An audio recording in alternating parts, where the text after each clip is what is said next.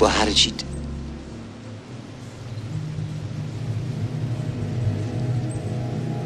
You think I did it? Welcome to MsMojo, and today we're counting down our picks for the scenes that didn't make it into the final cut, but would have drastically altered the movie if they had. There will be spoilers ahead. Be prepared for anything. Number 20. Cap adjusting to modern times, The Avengers. At the end of his first solo adventure, Steve Rogers wakes up in the 21st century and realizes the world is no longer the one he knew. Table's yours as long as you like. Nobody's waiting on it. Plus, we've got free wireless.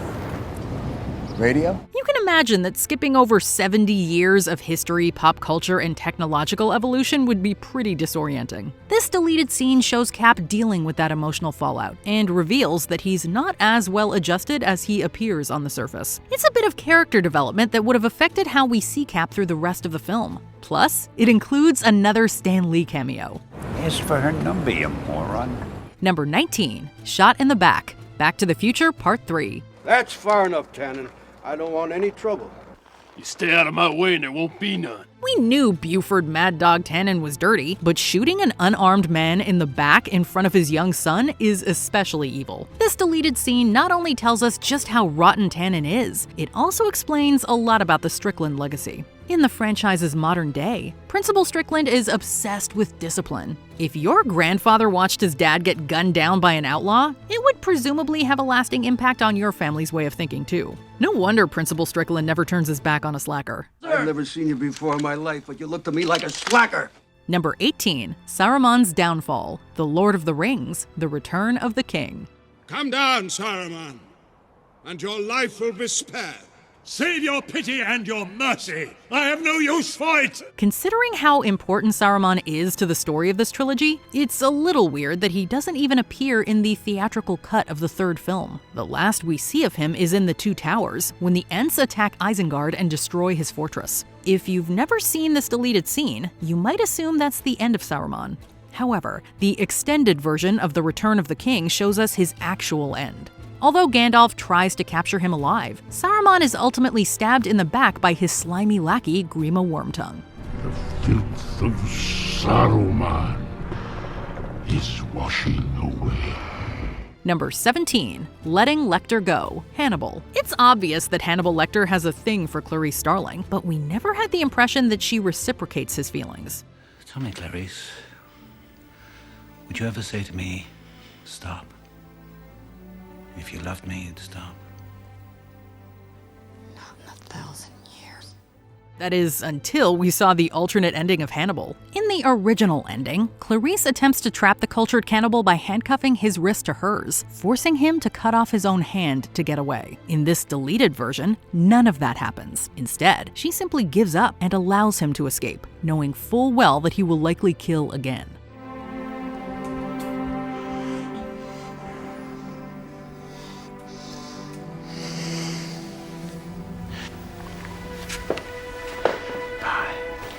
The scene paints Starling and her relationship to Lecter in a completely different light, and makes us wonder if she found herself falling for him after all. Number 16. The Manager Knew All Along, The Shining. In this Stanley Kubrick classic, Jack Torrance slowly loses his mind while working as a hotel caretaker. Here's Johnny! The finale culminates with Jack trying to murder his wife and son, who escape, leaving Jack to freeze to death. That's the last we see of them, but the original script included one more scene. In the lost footage, the hotel manager visits Wendy and Danny in the hospital, telling them that nothing unusual was found in the empty hotel. He then tosses Danny a tennis ball just like the one used by the hotel's ghosts to lure him in. Is the manager a ghost too? Did he set up the family to be murdered? This ambiguity is exactly why test audiences didn't respond to the scene. That is, quite a story. Yeah, it is. Oh, it's still hard for me to believe it actually happened here. But it did. Number 15. Ferris is a Thief, Ferris Bueller's Day Off. If the audience doesn't consider Ferris to be a likable guy, this movie really doesn't work. They all adore him. They think he's a righteous dude. That's probably why director John Hughes decided not to film the scene in which Ferris steals his dad's savings bonds to fund his day off. Early in the film, Mr. Bueller calls to check on his son, who he believes to be sick. In the original script, this scene was extended to show Ferris sneakily getting his father to tell him where his savings bonds are hidden. After he hangs up, Ferris breaks the fourth wall to make a snarky remark about how easy it was. Incredible. One of the worst performances of my career, and they never doubted it for a second. We know Ferris isn't above lying, but stealing from his own family would have turned him into an actual villain. Number 14. Loki didn't steal the throne. Thor. You can bring your urgent matter to me.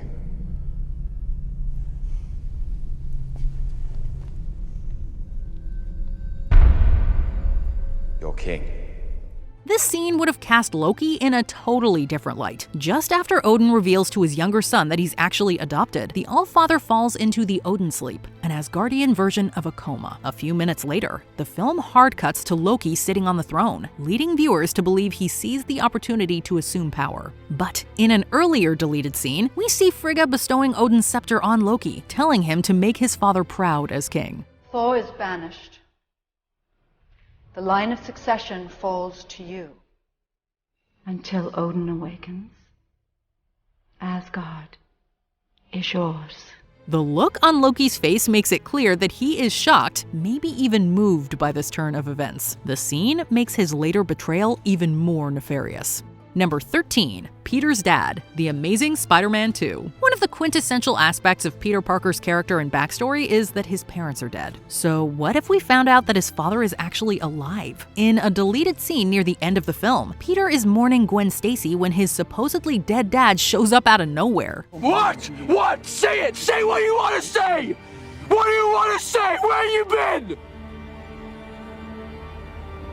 You're dead! He gives Peter a spiel about faking his death to keep Peter safe, and the two have a heart-to-heart on a park bench. Since the sequels to this movie were canceled, we never got to see where this surprise development would have led. But considering that critics already skewered the film for being unfocused and having way too many characters, it's probably best that the scene hit the cutting room floor. It was never my destiny to save anything. It's yours, son. And with great power comes great responsibility. Number 12. Resetting the CPU. Terminator 2. Judgment Day. After narrowly escaping the T-1000, John, Sarah, and the T-800 retreat to an abandoned building. The theatrical version of the scene is pretty short. Sarah digs bullets out of Arnie's back while he and John chat. In the longer director's cut, the T-800 explains that if they reset a chip in his brain, he'll be able to learn more and become more human. Can you learn stuff that you haven't been programmed with? So you can be, more human and not such a dork all the time. They agree to do it, which explains why the Terminator later starts using John's slang and cracking jokes. While the android is powered down, Sarah wants to destroy the chip and kill him, but John talks her out of it. I know what it's like to try to kill one of these things. And if something goes wrong, this could be our last chance, so move! Look, Mom, if I'm ever supposed to be this great military leader, maybe you should start listening to my leadership ideas once in a while. It's an important character moment for both John and the T-800, and theater audiences never got to see it. Number 11. Worst case scenario. Get Out. All right, look. Let's just take it from the top, walk me through it again. It's common for horror movies to have bleak endings, but this one would have taken the cake. In the theatrical cut, Chris narrowly escapes the Armitage house and his friend Rod arrives to save the day. In the original version, it's not Rod who shows up, but the cops, and Chris goes to prison for the murder of the Armitage family. Director Jordan Peele intended the ending to be a commentary on racism in the criminal justice system. However, as he was filming, he realized that conversations around race in America were changing, and more people had become aware of systemic racial injustice. That convinced him that the movie actually needed a happy ending. I told you not to go in that house. Number 10. Aragorn vs. Sauron. The Lord of the Rings, The Return of the King.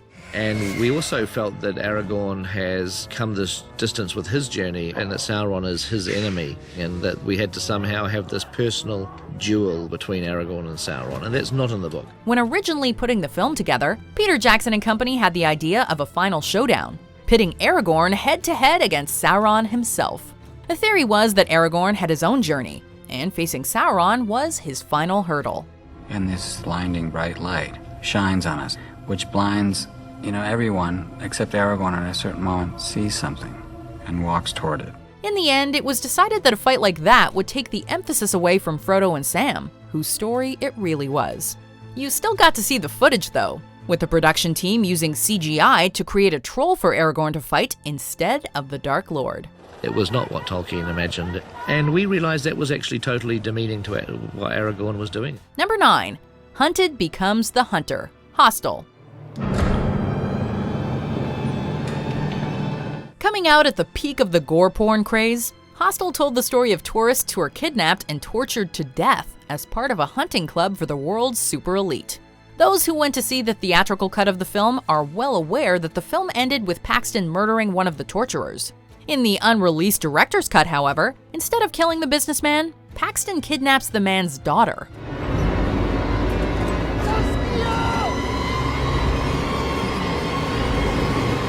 It's a much darker tale, as instead of simply killing the businessman, Paxton's lust for vengeance makes him a monster. Number 8. Tosche Station. Star Wars Episode 4, A New Hope. You gotta take it a little easy, Luke. You may be the hottest bush pilot this side of Mos Eisley, but those little skyhoppers are dangerous. Star Wars was saved in the editing room. The original script and cut of the film involved a few additional scenes that kinda just went nowhere. Case in point, this scene, in which Luke meets with Biggs at the infamous Tosche Station. The scene was not only slow, but completely unnecessary, as all it did was give clunky exposition while offering a few details on space politics we didn't have before. No, that's not gonna happen here. You said yourself the Empire won't even mess with this old rock. Things can change. Similarly, in Return of the Jedi, part of Yoda's monologue originally had him explain that he instructed Obi-Wan not to tell Luke the truth about his father, which would have cast the Green Jedi Master in a different, more manipulative light. Obi-Wan would have told you long ago had I let him. Number 7. Downer ending, Clerks. You're closed. Clerks tells the story of Dante and Randall and the comings and goings of life in a convenience store, along with their personal lives and relationships. When shooting the film, first-time writer and director Kevin Smith did not know how to end it, and he originally decided on the downbeat twist of Dante being shot by a robber. Oh, I'm sorry, we're closed. When looking for feedback, most people, including the actor who plays Dante, hated the ending, and Smith took a friend's advice to simply end the film with the shop closing up. You're closed.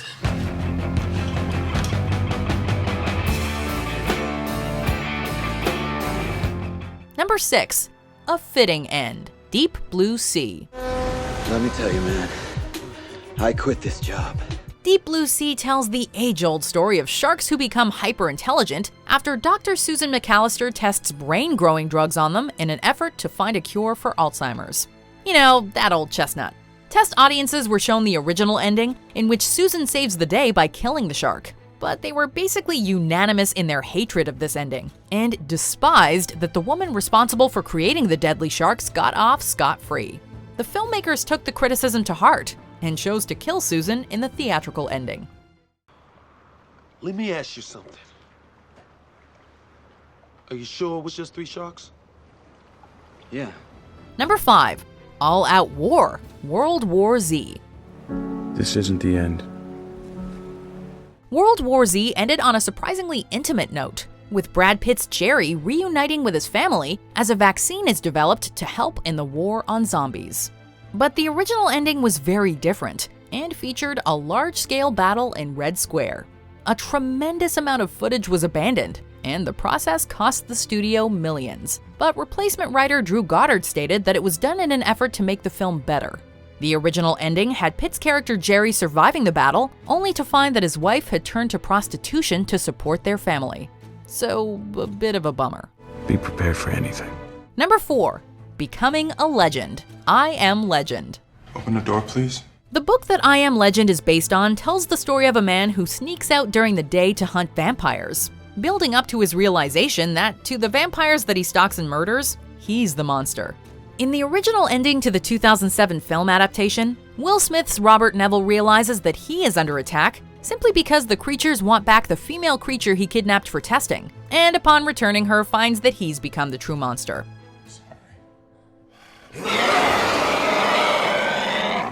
But someone somewhere thought that was too cerebral, so instead, everything just gets blown up in the theatrical version.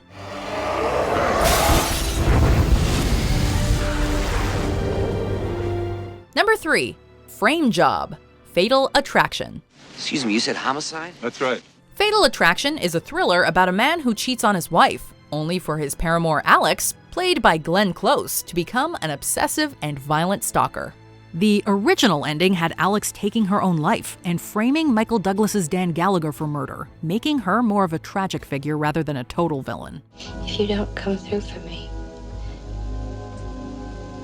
I don't know what I'll do.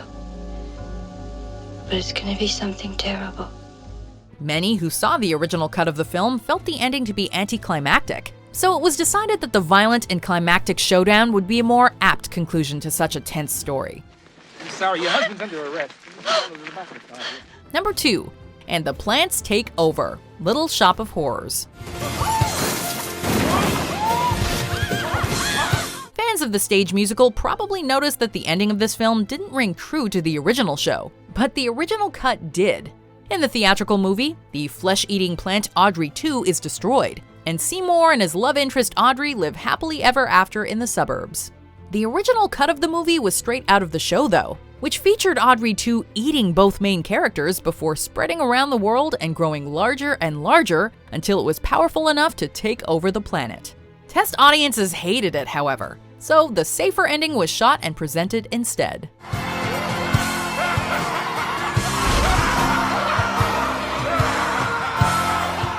Before we continue, be sure to subscribe to our channel and ring the bell to get notified about our latest videos. You have the option to be notified for occasional videos or all of them. If you're on your phone, make sure you go into your settings and switch on notifications.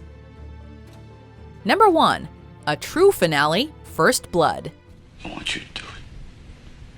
Don't let them do it.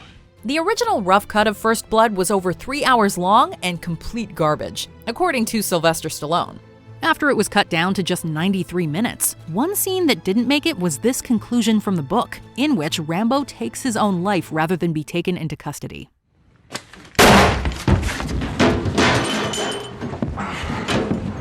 Needless to say, not only would this have seriously changed the ending of this movie, but it would have also had a pretty big impact on the sequels. Like, you can't make a Rambo franchise if Rambo is dead. Which deleted scene do you wish had stayed in the movie? Let us know in the comments below. Well, take it easy, buddy. You'll always be the best friend I've ever had. So long, Luke. Do you agree with our picks? Check out this other recent clip from MsMojo, and be sure to subscribe and ring the bell to be notified about our latest videos.